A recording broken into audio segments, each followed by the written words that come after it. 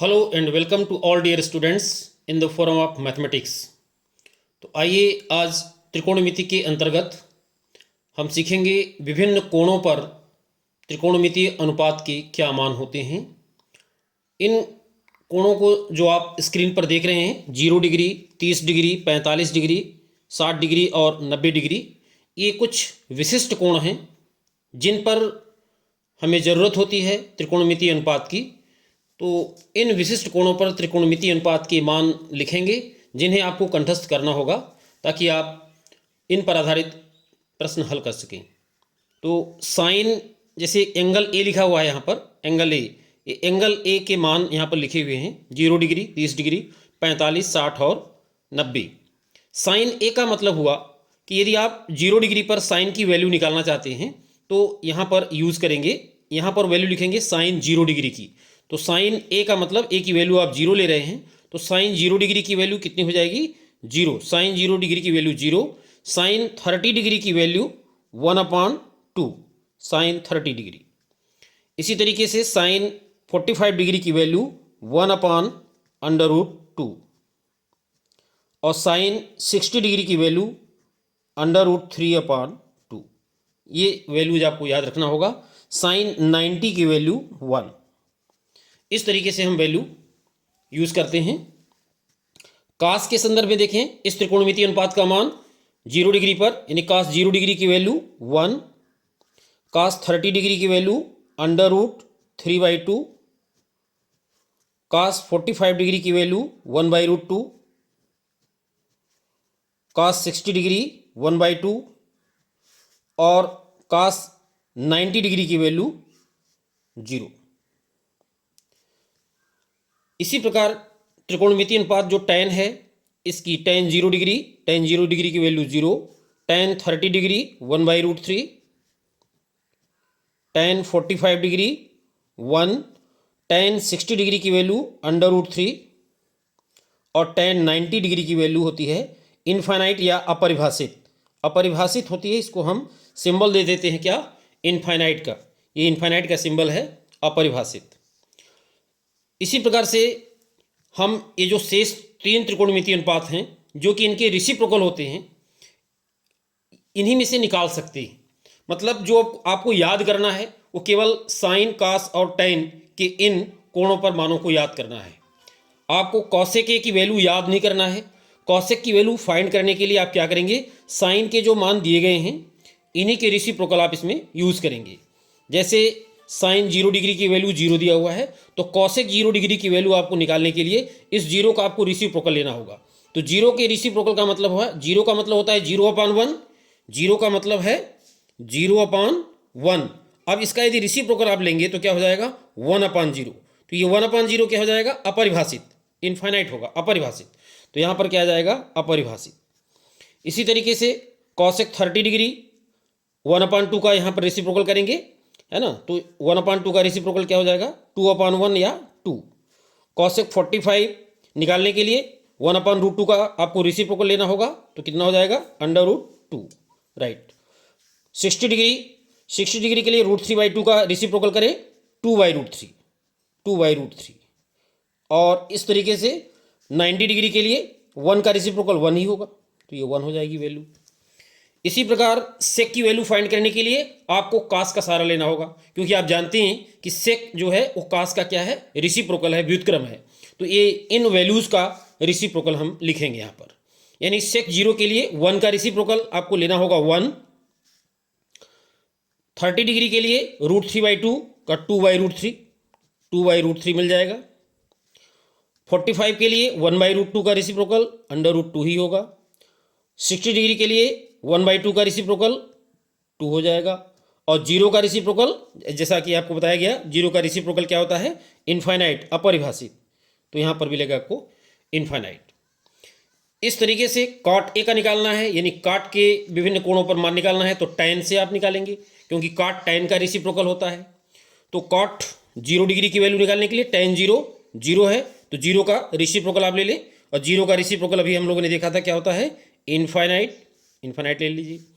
फिर 30 डिग्री पर tan की वैल्यू 1/√3 है, तो यहाँ पर इसका रेसिप्रोकल कितना हो जाएगा? √3/1 या 3। 45 डिग्री पर 1 का रेसिप्रोकल 1 ही होगा।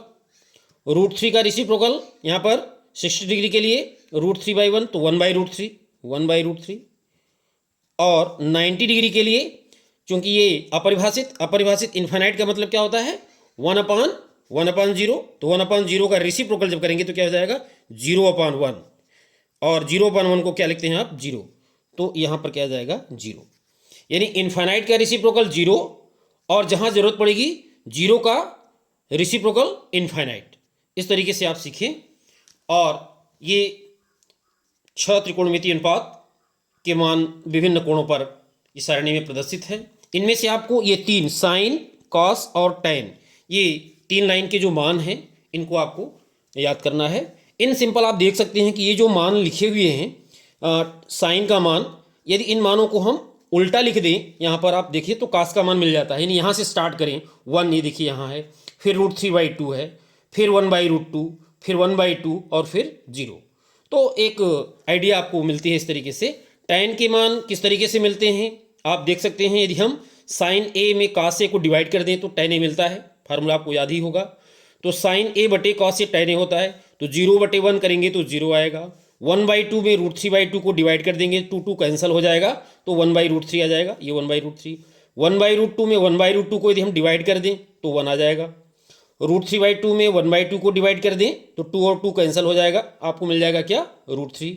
और 1/0 करेंगे तो इनफाइनाइट। तो इस तरीके से होता है, किंतु आपको क्या करना है पूरे मानों को याद कर लेना है। ये 3 लाइन चूंकि महत्वपूर्ण है, जब आप सवाल लगाएंगे तो आपके दिमाग में होना चाहिए कि साइन 30 यदि किसी ने कहा तो आपके माइंड में आना चाहिए क्या 1/2। tan 45 यदि आप बोल रहा है कोई या क्वेश्चन में आ रहा है तो आपके दिमाग में 1 आ जाना चाहिए, और इसके लिए ज़रूरी है कि इन चीज़ों को हम कंठस्थ कर लें। तो आइए इन पर आधारित एक बेस्ट क्वेश्चन जो एग्जाम में आने वाला है या आ सकता है, पूरी उम्मीद है, उस पर चर्चा करें। लेते हैं क्वेश्चन, इस पर बेस्ड क्वेश्चन।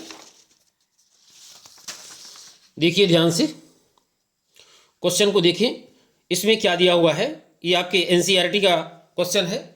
एक्सरसाइज आपका जो दिया हुआ है 8.2 एक्सरसाइज का तीसरा क्वेश्चन है। ये प्रश्न क्रमांक 3 है, एक्सरसाइज है 8.2 का ये क्वेश्चन है। tan a + b बराबर दिया हुआ है √3, tan a - b बराबर दिया है 1/√3, और a + b 0 और 90 के बीच में है। मतलब a + b यदि दोनों को जोड़ा जाए तो कितना आएगा 0 और 90 के बीच में ही कोई ना कोई मान आपको मिलेगा। साथ साथ ये भी दिया हुआ है कि a > b, और इन परिस्थितियों के हिसाब से आपको a और b का मान ज्ञात करना है। तो आइए चर्चा करते हैं। tan a + b बराबर √3 दिया हुआ है, तो चूंकि गिवन है tan a + b बराबर √3, tan a + b बराबर √3। अब इस √3 जो लिखा हुआ है, अभी अभी टेबल में हम लोगों ने पढ़ा है कि ये √3 कितने डिग्री पर मान होता है tan का, ये आपको देखना होगा। तो देखिए √3 जो है अभी टेबल आपके सामने है, और tan का ये √3 लिखा हुआ है, और ये कितने डिग्री पर आ रहा है 60 डिग्री पर। यानी tan 60 डिग्री बराबर कितना होता है √3। तो √3 के स्थान पर हम लोग क्या लिख सकते हैं tan 60, यानी जहाँ √3 लिखा हुआ है यहाँ हम लोग लिख सकते हैं क्या tan a + b बराबर, यहाँ पर हम यूज़ कर सकते हैं tan 60 डिग्री। ये देखिए चूंकि हम लोगों ने पढ़ा है कि √3 tan 60 डिग्री पर मान होता है। tan ही क्यों ले रहे हैं, क्योंकि tan बाएं पक्ष में दिया हुआ है, इसलिए हमें tan ही यूज़ करना है, और tan के कितने डिग्री पर √3 आता है ये हमें सोचना होगा। तो चूंकि tan 60 पर √3 होता है, इसलिए हमने यहाँ यूज़ किया क्या tan 60। अब इसके बाद अगली लाइन में हम क्या विचार करेंगे, दोनों साइड देखिए tan ऑपरेशन है, तो इस tan को हम क्या कर सकते हैं हटा सकते हैं, दोनों साइड से कैंसिल नहीं होगा, बल्कि हम क्या करेंगे दोनों साइड से tan ऑपरेशन को हटाने पर, तो जब tan ऑपरेशन हटाएंगे तो बाएं पक्ष में क्या बचेगा a + b बचेगा, a + b, और दाहिने पक्ष में tan जब हट जाएगा तो क्या मिलेगा 60, a + b बराबर 60। तो ये एक इक्वेशन हो गया a + b बराबर 60। इसको आप एक समीकरण बना लें, इक्वेशन 1।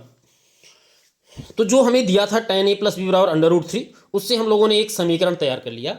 इसी प्रकार से दिया हुआ है, यहाँ पर आप ध्यान से देखें, tan a माइनस बी बराबर 1/√3।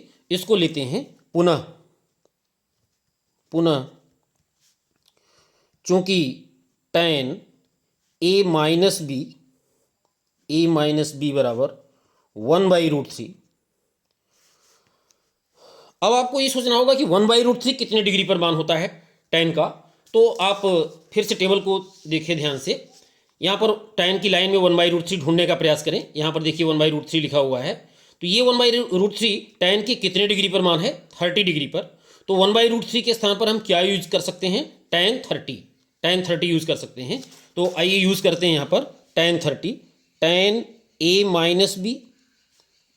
माइनस बी बराबर 1/√3 के स्थान पर क्या यूज करें?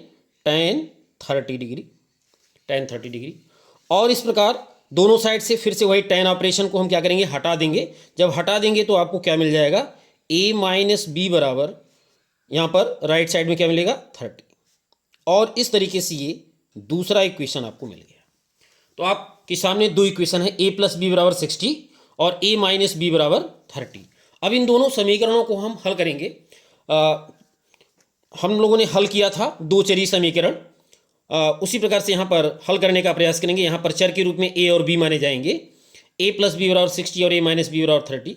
यदि हम समीकरण 1 व 2 को जोड़ दें, समीकरण 1 व 2 को जोड़ने पर, 1 व 2 को जोड़ दें तो क्या मिलेगा? देखिए, जोड़ने का मतलब होता है बाएं पक्ष को बाएं पक्ष से जोड़ेंगे और दाहिने पक्ष को दाहिने पक्ष से। तो बाएं पक्ष में यहाँ a प्लस बी लिखा है, यहाँ a माइनस बी लिखा हुआ है, तो प्लस बी और माइनस बी कैंसिल हो जाएगा और a जुड़ जाएगा। तो कितना मिलेगा?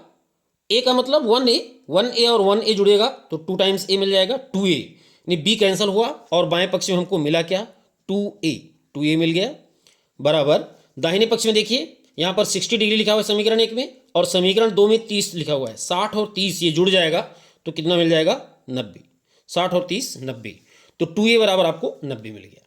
और इस प्रकार से a की वैल्यू निकालने के लिए आपको 2 का ट्रांसफर करना होगा।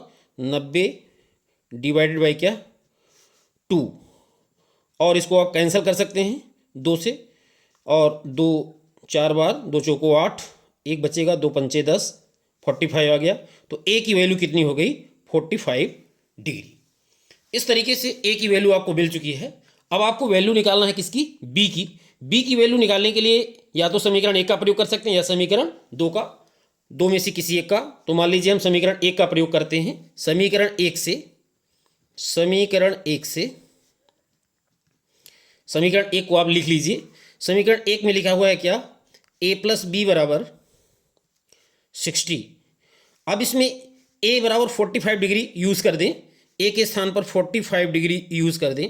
45 प्लस b बराबर कितना? 60। और यहाँ से हम b की वैल्यू निकाल सकते हैं। कैसे? 45 का ट्रांसफर कर दीजिए तो 60, 45 इधर पॉजिटिव तो इधर नेगेटिव हो जाएगा, माइनस 45। और इस तरीके से 60 में 45 घटा दीजिए और ये मिल जाएगा कितना? 15, है ना। b का मान कितना हो गया? 15 डिग्री। तो a की वैल्यू आपको 45 और b की वैल्यू आपको कितनी मिल गई? 15। तो इस तरीके से आंसर आप लिख सकते हैं। अतः चूंकि एग्जाम में आंसर लिखना बहुत इंपॉर्टेंट है, तरीके से उत्तर लिखें। a बराबर कितना? 45 डिग्री। कोण की इकाई डिग्री होती है इसलिए डिग्री लिखना जरूरी है। और b इज इक्वल टू कितना? 15 डिग्री। इस तरीके से आप देख सकते हैं कि यहाँ पर जो कंडीशन दिया था a प्लस बी 0 और 90 के बीच में होना चाहिए, तो यहाँ पर a और b को आप जोड़ दीजिए। 45 और 15 जोड़ेंगे तो कितना आएगा? 60 आएगा, जो कि 0 और 90 के बीच है। ये कंडीशन सेटिस्फाइड हो रही है। दूसरी कंडीशन दिया है a is greater than b, वो भी कंडीशन यहाँ सेटिस्फाइड हो रही है क्योंकि a का मान 45 है और b का मान कितना है? 15। तो a b से बड़ा है। तो इस प्रकार दोनों कंडीशन सेटिस्फाइड हो रही है। तो छात्रों, इस सवाल की प्रैक्टिस कर लें आप, बहुत अच्छा क्वेश्चन है एग्जाम के दृष्टिकोण से। और इसी तरीके से हम इस चैनल पर क्वेश्चन आपको बताते रहेंगे।